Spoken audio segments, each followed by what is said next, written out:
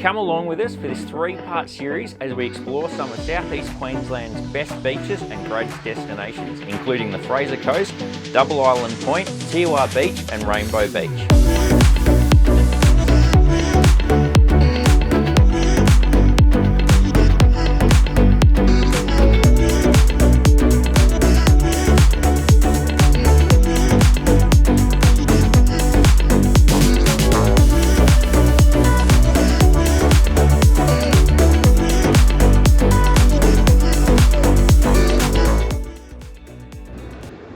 Oh, how good is this? Not bad. Wait, aren't you meant to be at the office? I've got that sorted. Claimed myself. Mate, that'll be an unreal trip. You'll have an absolute blast. It's great seeing some of our customers out enjoying the campers and living the good life. So, I hope to get away on a trip soon, one day. Yeah, right. Come and join myself, Sean, Aaron's brother Camo, Scott, and some very special friends including Breece from Lovells Special Products, and Andrew or Westy from Dometic Enerdive as we hit up some of the great Queensland destinations. Righto Aaron, so you finally got me up to this neck of the woods, up your way. Finally escaped the weather of Sydney. What do you got in store for me? Yeah, well, I've organised a bit of a treat for you guys before we head up to Fraser Island. I just wanted to show you how easy it is to find some incredible spots up here. So, heading straight over a ferry onto the Teewah Beach and Double Island Point. Nice cheering. I know we had a big trip for Fraser planned, but why not check out some of the sites on the way, eh?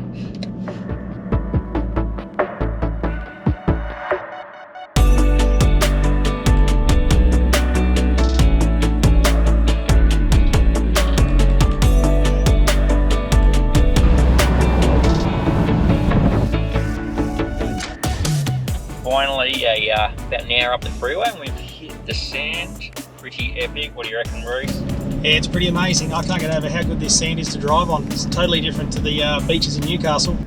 Yeah, I agree with you on that one, mate. I tell you, this is like a freeway. Love it. I've never driven on sand like this, especially towing a trailer as well. Coming onto the beach, it was easy, it was beautiful. And just the vibe of everyone in convoy, it felt great.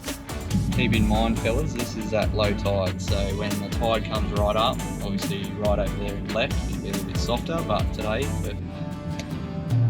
I just can't believe with a van of this size on the beach, we're still just rolling along. Like any other beach I've been in before, it's so much softer than this. Yeah, I've seen you on a beach before, and it wasn't that soft, but you still went down to your axles. Yeah, it's more in the beach, not on the beach, isn't it? How you finding the Toytuf Westy towing right on the beach? Mate, I tell you, I'm loving it. It's you don't even know it's bloody there. How about you? You've got, obviously the same one. Yeah, I was just thinking the same thing. Just cruising along, we've got to keep checking that it is there because it just changes up all the time. If I didn't have the camera at the back of it, mate, I tell you, I wouldn't even know I bloody got it. I actually thought there'd be more cars on the beach up here this time of year. Yeah, I think we may have timed this sort of really well. Actually, the weather's going to be quite nice by the looks of it, but yeah, it's not going to be too busy here or on Fraser, hopefully.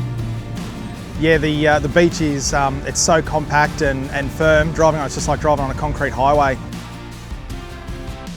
These are some of the most epic drives you can have, cruising up along the beach, except that you've got all of these little whoopie-doos and washouts, and you can have creeks running through it, so you've got to be actually really mindful of what's ahead and basically what you're coming up against, because you could do some pretty serious damage if you hit some of these whoopie-doos with a bit of pace. So we're just going to take it easy, cruise along. We've got a fair bit of weight on the back, and make sure we don't damage anything in the process. Well, it's such a great start to the day. Great weather, driving on the beach. The beach was very different to what I'm used to driving on when it comes to a beach. It was hard, flat, very smooth. It was just great running along. Really not expecting anything to go wrong at that sort of point. And then it all went wrong. Hold up, guys, hold up. Something's gone wrong. Just give me a second. Again, it's one after the other with you, Scott.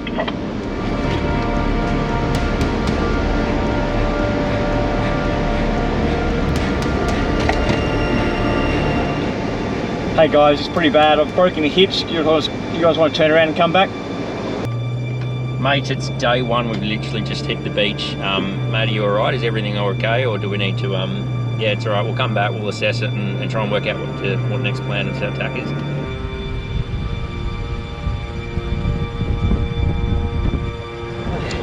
Pretty much we're cruising along the beach, a couple of whoop-de-doos which were a little bit of fun and sort of made the car move a little bit, but we're going pretty slow, only doing about 40 k's an hour. We were trying to get obviously some footage at the time, so we had the drone up. We were just enjoying the scenery, enjoying the nice beach, and wouldn't you know it, at the back of the crew, old Wreck-It Ralph over there, bloody snaps a car in half.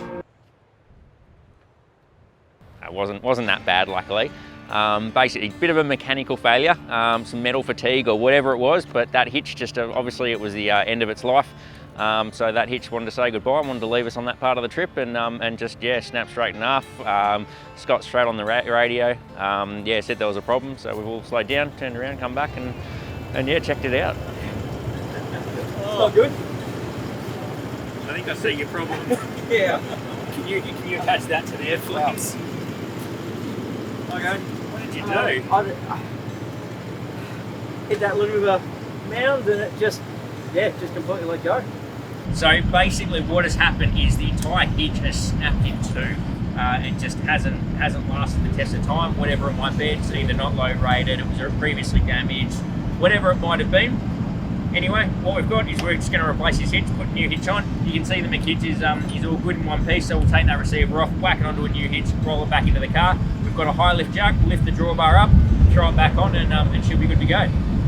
So it's definitely not an ideal situation. Normally you'd have, normally if the camper's off a car, it'd be being suspended up by the jockey wheel or stabiliser legs or whatever you've got sort of holding the front of the camper up. In this case, we dropped the front of the hitch all the way down into the sand, which created a few logistical issues in terms of how do we actually get it back up. So there's a couple of options you can work through. You could get a car jack under there and get the right, making sure it's fairly stable, and try and get the car jack in there and up high enough that you can work in stages to get the jockey wheel, down at its lowest point, and then do a couple of shuffles to basically get it up to the right height. Fortunately, we had a high lift jack in the convoy, so we were able to get the high lift jack in. Because the drawbar was on the ground, we basically had to, we used the benefit of working on sand, and we just dug some of the sand out, created a bit of a hole underneath the drawbar. But first of all, we're going to dig down a bit so we can actually get the high lift jack underneath here. We'll use that to lift this up. At the same time, then we'll change this over, put another hitch on, and then we'll just connect it back up and off we'll be on our way again. Got the high lift jack down in low enough, and we were able to actually lift it up from there. It was only, I think, 1 or 2 changes we needed to make during that process. So it's a lot of weight on the front. You don't want to be messing around with it. So we sort of didn't do anything too quickly. Took our time, got it up at different stages at the right height, and we're able to hook it straight up to the car and head off again. I knew something was wrong. The trailers were suddenly, all over the place, and you could just feel it coming to such a sudden stop. Here, one of the things, not sure what was going on, and then hopped out, and that's when I really wasn't expecting it to be this. So I reckon it's time for a few good beers and a bit of a chat and a bit of a yarn and catch up with the boys around camp.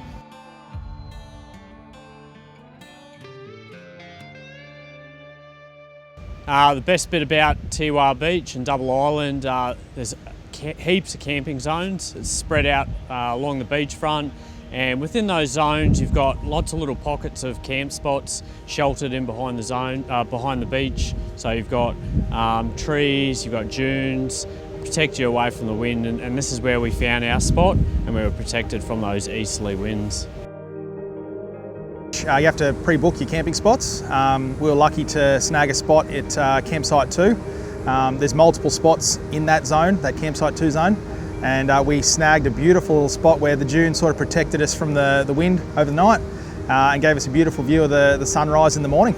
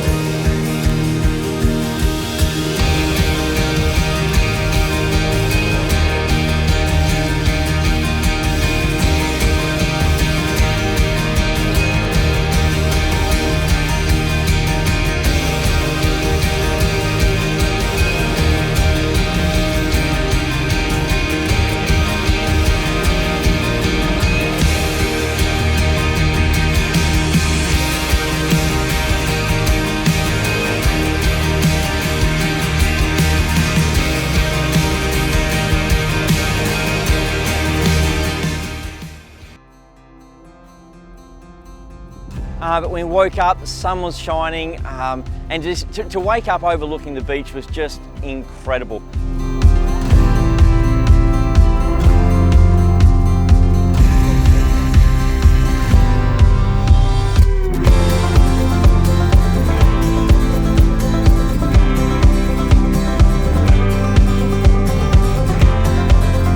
We managed to go grab the coffees, grab the chairs, go and sit out on the dunes, watching the sun come up, looking at the beach with the coffee was just, you just can't get any better than that.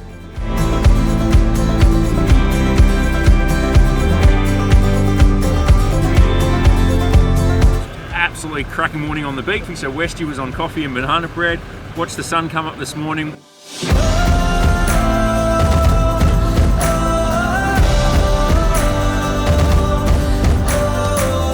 Packed up camp in absolute record timing, which means we can head north. You know what, we might even try and find a little bit of a swimming hole up there. So let's go check it out. Heading up to Rainbow Beach, I think it is this afternoon. And yeah, look for another awesome campsite. Let's hit it.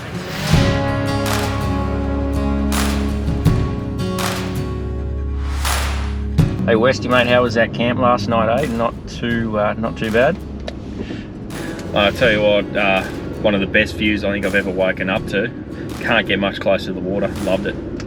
Mate, speaking of the water, how's this tide? We might be playing darts here between the tides coming in. Yeah, I think we might. The tyres might get a little bit wet today. There's going to be some sand, going to be sand flicking everywhere. It's a bit of fun. That's it. Yep, I reckon it's going to be a cracking morning. We'll just play it safe along this we're trying skip through the water course, but yeah, no, it should be good.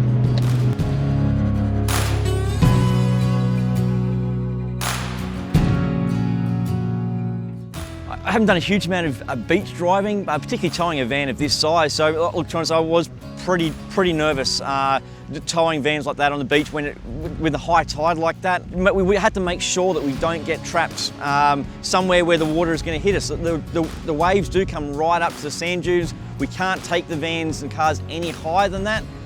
So yeah, look, I was nervous, but the other guys a bit more experienced than me. So look, they were happy to do it. They were confident. So we went for it.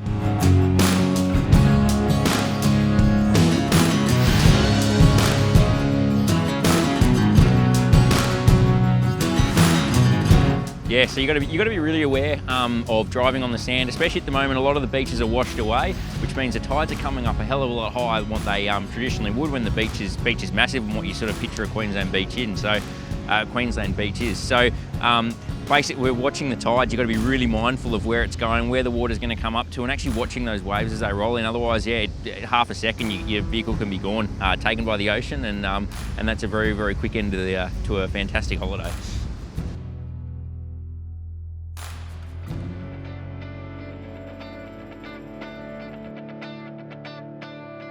So I've driven north up Teewah Beach, up to Double Island Point, and we've crossed it into Rainbow Beach. Short little inland track.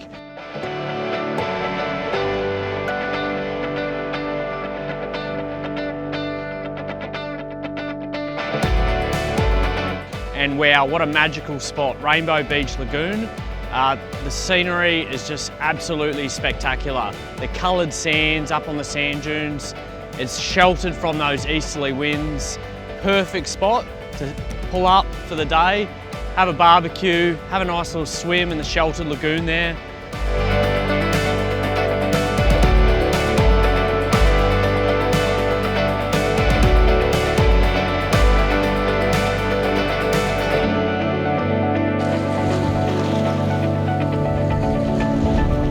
Have a look at this.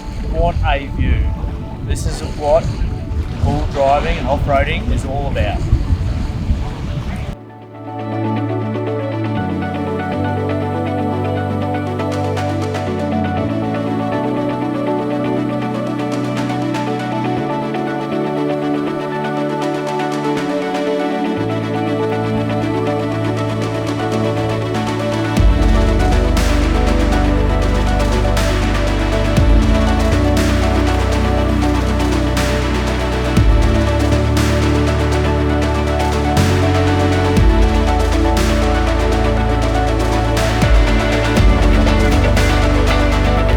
never been here before, but I've seen it on lots of people's socials. Just can't get over how flat the water is, how calm it is. Perfect for families and kids. And you're protected from all the bad stuff like the box jellyfish and the sharks and stuff.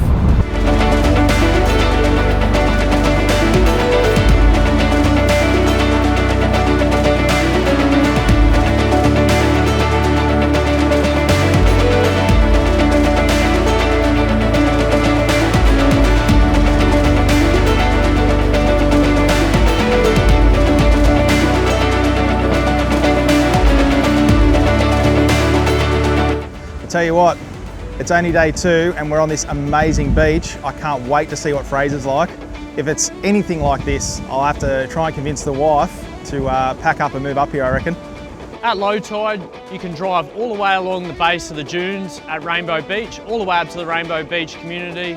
Unfortunately, we were there at high tide, so we didn't drive along the sand dunes. So you can see why they call it Rainbow Beach. Check out the colours of the sand over there. It's obviously formed through years of build-up, but yeah, it's insane. Beautiful top end of DI, and yeah, Rainbow Beach, get it on your bucket list. Come and check it out. It's absolutely stunning.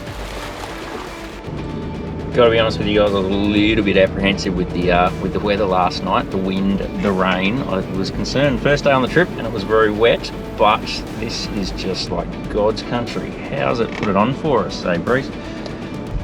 Yeah, it's chalk and cheese from yesterday. I was a little bit concerned that the trip might be a bit of a wet, miserable one, but today has definitely proved that wrong.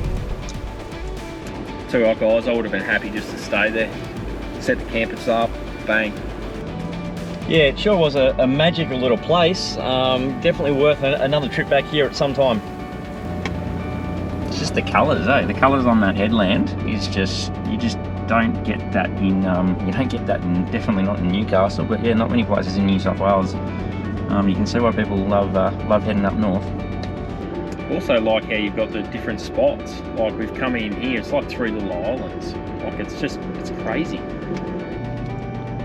Yeah, it's sort of something for everyone, isn't it? Whether it's, if you got family, young kids or something, great little safe place for them to swim. Or you head out further into the surf, there's, or just, four-wheel drive, whatever you want to do, there's so much just here. So what's the plan now, Mark? Whereabouts are we heading? On the map, we're going to head back to the other side of the beach. We'll battle the tides once more and head down to one of the inland tracks, and then we're going to go down to Rainbow Beach. And I'm told that there is a nice little pub there which serves cold beers and hot snitties. Well, you've got me. Can we speed it up then? Let's get to this pub. Some of us are towing 2.5 tonne, eh? Yeah, well, I keep on forgetting I've got the Toytuf on the backbone. It's that light and easy to tow.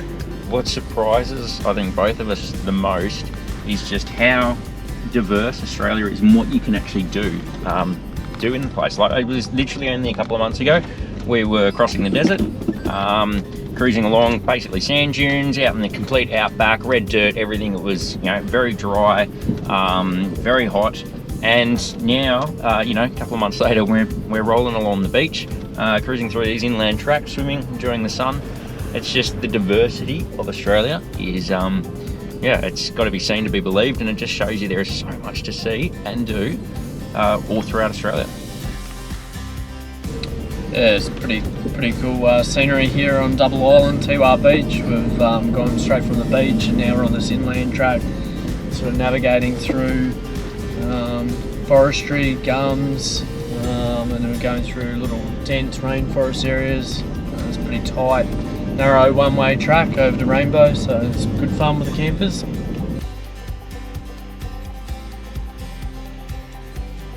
Suspension. It's probably one of the most important modifications you can do to your four-wheel drive camper trailer or caravan.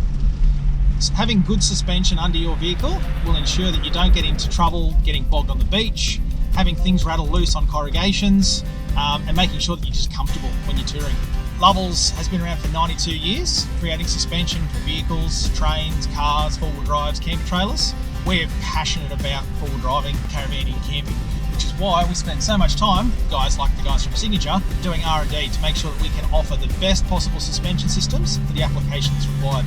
We've just launched a range of remote res shock absorbers purely for campers and caravans. So it means trips like this, where we've been driving on really soft sand, we can firm the shocks up a little bit And then when we go onto an inland track like we're on right now, that's full of corrugations, we can dial those shock absorbers right back so they're super soft, make sure the camper just follows the road really nicely. The great thing about touring and travelling Australia, you find these hidden little gems, and that's Rainbow Beach. Awesome little township.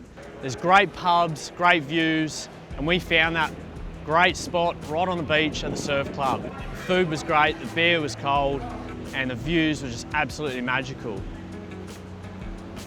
I could easily spend a couple hours here, but it's time to go to camp because I can smell a bit of a competition brewing up.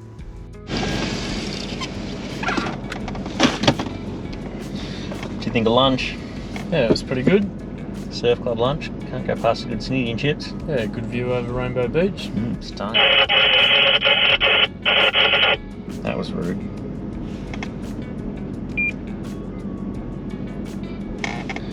Good lunch, Sean.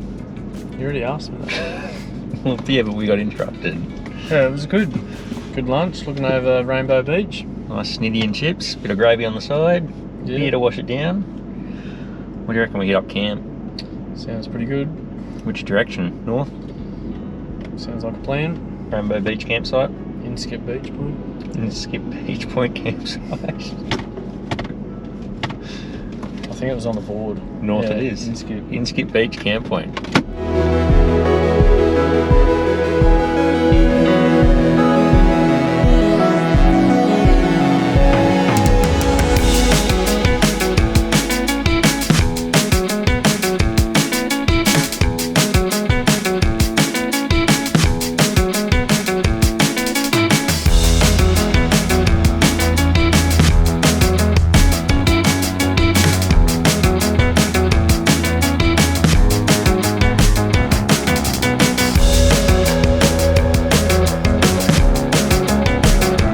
So camp's only a couple of kilometres away, just a quick scoot up the beach, and there's a couple of legs of lamb or a couple of bits of lamb sitting in the fridge, and Westy's been on and on about how good his air fryer is, and running all this fancy electrical equipment from his inverter system in the back of his cab. So I reckon it might be just the right time to have a bit of a camp cook-off.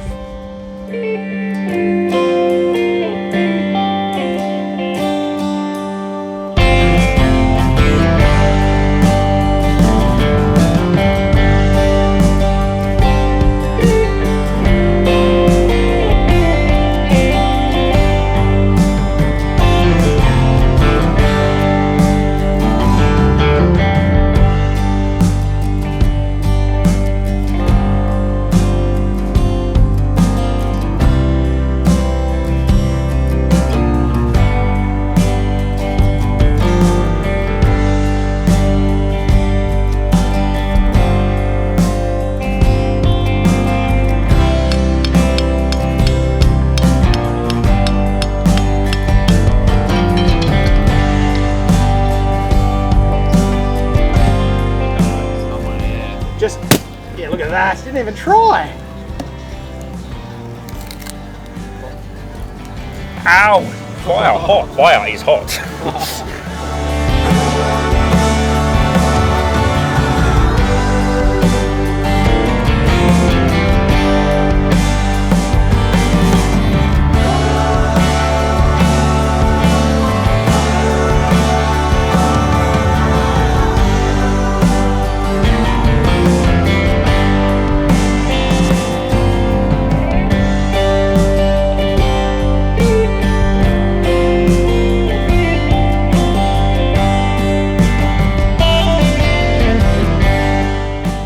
Late to the party. The guys already had the fire going, dinner's cooking. Luckily this only takes about 3 minutes and I'll be good to join them.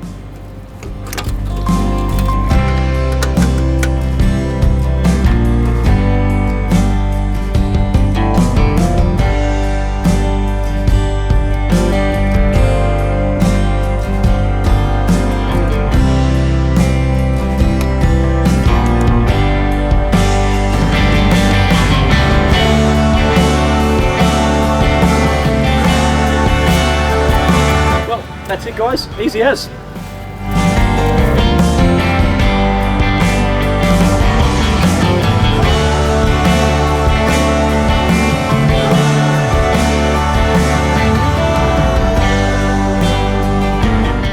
did fly into Brisbane, haven't got any of my own gear, so hopefully we can snag something up using Breece's rod. Camo, he talks a big game, but I don't reckon he's going to catch anything. Geez, it'd be funny if he bloody just cast it straight out there and bang, straight on. And here we are, all just caning him.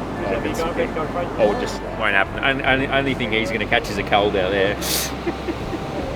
Well, one good thing is no snags. He won't lose his lure. The old 40-pounder. Yeah.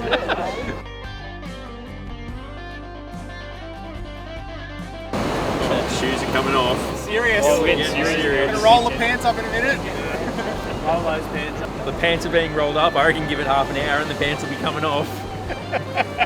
It's getting serious.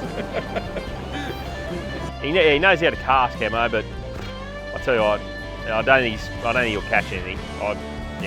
Chances, donuts. Fair bit of banter going around. I reckon if anyone's going to catch something, it's going to be him. Oh, it's good. It's good to see him out there. I tell you what, he could throw a line. We thought he was going to hook someone up from over Fraser. It was unbelievable. Oh, Camo, he lucked out. He didn't catch anything, but a couple of beers with the boys. Head back to camp now. Look at the roast over the fire and kick back and enjoy this beautiful spot that we're in. How good is camping?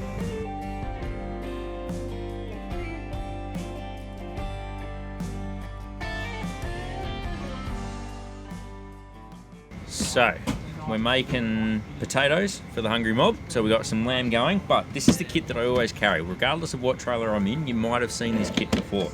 This is the same tub that comes in on every trip. Basically, what we've always got oil with us. In this case, we've actually got 2 oils because they're about to run out. Always carry flour because you can do so much with either self-raising or plain flour. You got your dampers, you know, you can thicken up a gravy, you know, whip yourself up a cake, whatnot. Always carry flour around. Always carry sugar. That one's running a little bit low, but again, throw a little bit of sugar in your damper and you're good as gold. Otherwise, you know, sugar cans are needed for all sorts of things. But what's relevant for this little cook-up is your good old Italian herbs, mixed herbs, a little bit of salt, and we've got some pepper in there as well. So I'm going to leave the pepper, but Italian herbs, keep that one with you, and a little bit of salt, and we're going to turn those potatoes, a little bit of oil, this stuff, into an absolutely cracking side to our roast lamb. But easy as that. So you get a couple of blokes around the campfire with some huge big slabs of meat. It's bound to be a competition who can cook the best camp roast. So cooking over the hot coals, especially with hardwood timber, gives the meat a much nicer flavour. It also gives a really nice aroma around the campfire. You got these guys over there with the fire, getting it all ready for the lamb and that. They've been going for about an hour and a half. Me, chose the smart option. Got the air fryer out, bang, 40 minutes in there, 1500 watt air fryer.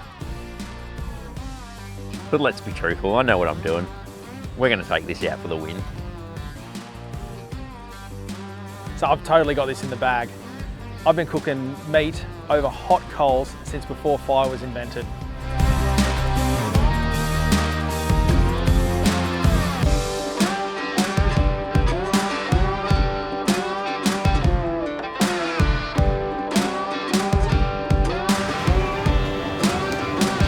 So we've got this peanut over here cooking with lithium power, thinking he can cook better than a rotisserie over some red hot coals like man has done for centuries.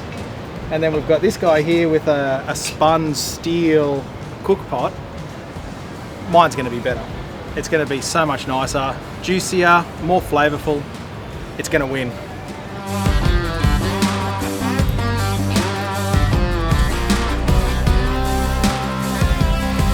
Oh yeah, it's starting to look good now.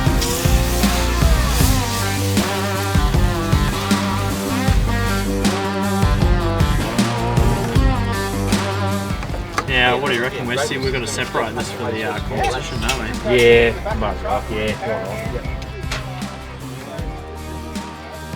All right, time to chop it up, see how she goes. Look at that. Nice and juicy. If you ask me, that is absolutely how lamb should be cooked. Over the coals, juicy, a little bit of char on the outside. What a feast.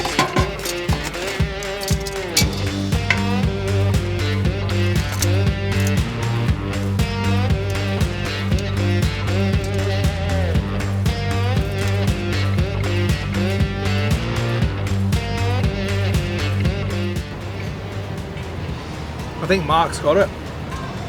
I rate Mark's the best. So Westy's is a bit crunchier on the outside. It's cooked through. The one on the spit is definitely tenderer, a lot juicier. The one in the crock pot seems to be the best midpoint. Good bit of crunch on it. Yeah. But yeah, beautiful and soft and tender on the way through. So I know I cook a pretty good bit of meat over the fire, but Mark's definitely took the prize tonight. So that was an unreal night that we had last night by the campfire. We had, we had the campfire going. We had 3 different kinds of lamb being cooked away, and we were able to have a little bit of a taste test of each. Bit of banter with the boys, bit of a laugh. It was just, yeah, you can't beat those sorts of nights. Pass up your 5-star hotels. I'll take 1,000,000 stars, under the trees on Rainbow Beach any day of the week. So that's pretty much a wrap up to this episode. We're going to roll on to Fraser Island very, very shortly, which is going to take us into next part 2 and part 3. But make sure you come and check out Rainbow Beach because it is an absolutely cracking campsite. It's just amazing that this is only a couple of clicks up the freeway from Brisbane. You come and enjoy it. You can even bring the dogs here. What an absolute cracking destination this is. Very, very glad we found this place. Thanks for Aaron for locking this one down before we hit the Big Island. So yeah, we'll see you very, very shortly in episode 2 and then later episode 3 and the next future adventures that we got coming up. Well, if you do a bit of background research, you'll find that there's been a few gastro outbreaks at Inskip Point, so be careful, don't lick the ground.